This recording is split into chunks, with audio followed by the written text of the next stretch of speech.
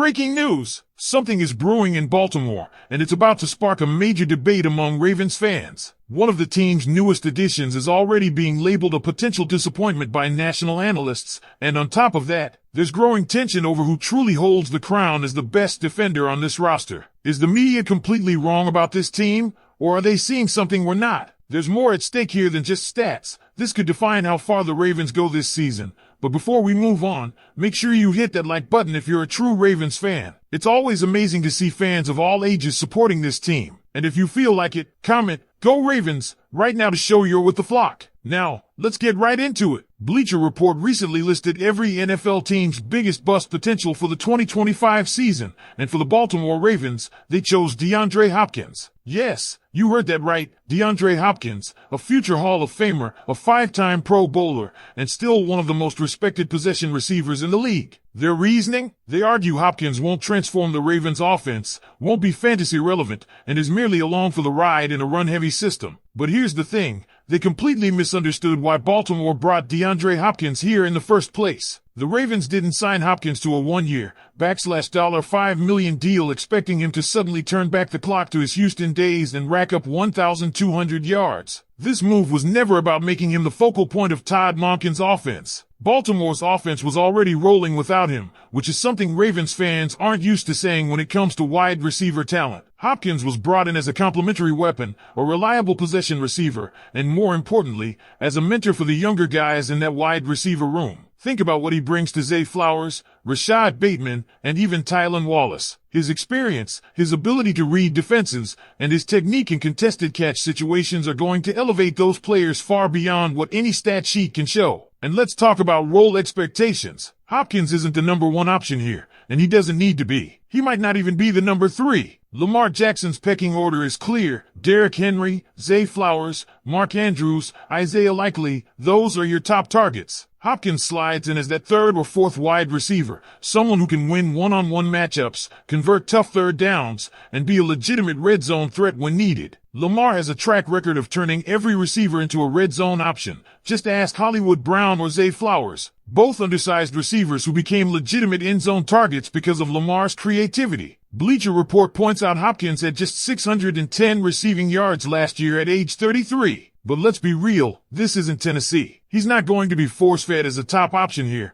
and that's a good thing. The Ravens are deeper than they've been at receiver in years, and that allows Hopkins to focus on what he still does best, making clutch catches when it matters most. Realistically, if Hopkins puts up 500 to 600 yards and 5 to 6 touchdowns this season, that's a massive win for what he was brought in to do. Calling him a bust would be absurd unless you completely misunderstand his purpose in Baltimore. The real question isn't whether Hopkins will be a bust, it's how much of an impact his presence will have on the younger receivers and whether his veteran leadership will push them to that next level. Imagine if Zay Flowers, already on the cusp of stardom, refines his route running by picking Hopkins' brain. Imagine if Bateman finally stays healthy and thrives as a consistent WR2 because Hopkins takes on some of the physical matchups. That's the bigger picture here. Hopkins might not put up fantasy football numbers, but his effect on the development of Baltimore's receivers could be the quiet story that pushes this offense from good to great. And that's where things get really interesting because when you look deeper into what DeAndre Hopkins brings to this offense, you start to realize this isn't just about numbers, it's about football IQ, veteran leadership,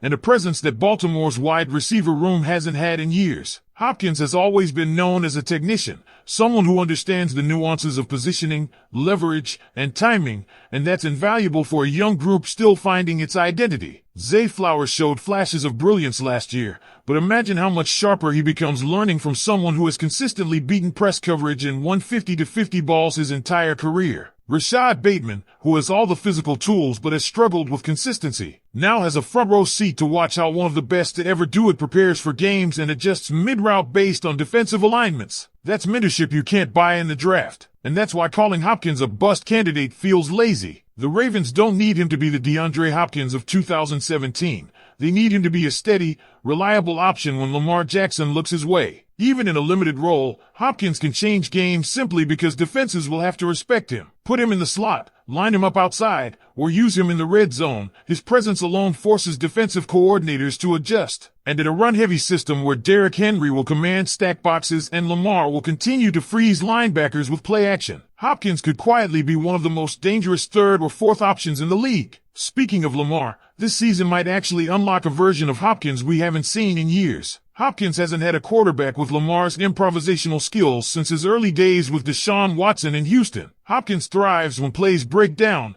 when he can freelance and create separation late in the play, and Lamar excels at extending plays outside the pocket. That's where we might see some of those vintage Hopkins moments, high-pointing a pass over a defender, toe-tapping along the sideline, or boxing out in the end zone for a clutch touchdown. But let's shift this conversation for a second because Hopkins isn't the only hot topic in Baltimore right now. On the defensive side, the debate over who the Ravens' best defender truly is has been heating up. For years, Roquan Smith was seen as the heart and soul of this defense, the leader in the middle, the tone setter. But now, there's a growing consensus that Kyle Hamilton has taken over that crown. And honestly, when you look at what Hamilton brings, it's hard to argue against it. He's simply more versatile. One snap he's playing deep safety, the next he's in the slot covering a receiver, and the next he's rushing off the edge like a linebacker. Roquan is elite at what he does, no question, but Hamilton can change the entire shape of a defense depending on where he lines up. That doesn't mean Roquan Smith is slipping. Yes, there were concerns last year about his conditioning early in the season, with reports suggesting he looked sluggish in the first few games. But context matters. He was adjusting to a defense that was struggling behind him,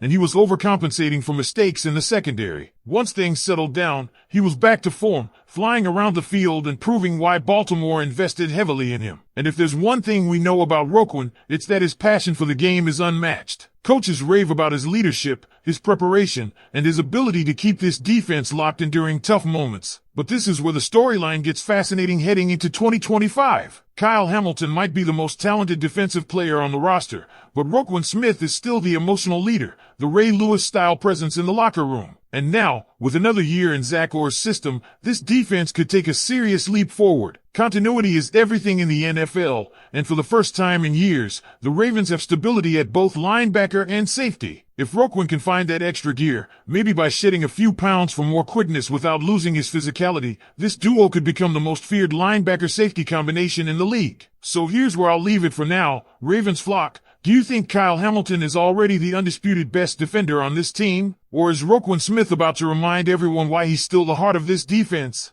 Let's dive back into this because the criticism of DeAndre Hopkins just doesn't make sense when you really break it down. The entire argument labeling him a potential bust feels lazy and out of touch with how the Ravens operate. Baltimore isn't asking Hopkins to be the centerpiece of this offense. They already have their stars. Lamar Jackson is the engine, Derrick Henry is the bruising force, Zay Flowers is the explosive playmaker, and Mark Andrews remains Lamar's security blanket. Hopkins is a luxury piece, not the foundation, and that's exactly why this move could quietly be one of the smartest of the offseason. Think about how far this team has come. Just 2 years ago, if the Ravens had signed DeAndre Hopkins, everyone would have expected him to instantly be WR1, the savior of a struggling passing attack. Now, he's the third or fourth option, and fans are okay with that. That says everything about how much deeper and more balanced this offense has become. Hopkins doesn't have to dominate every week, he just needs to make the clutch catches when Lamar needs him most, especially in third down and red zone situations. And let's not underestimate how much his veteran knowledge can help younger players develop faster. Hopkins has always been one of the smartest receivers in football, and teaching guys like Zay Flowers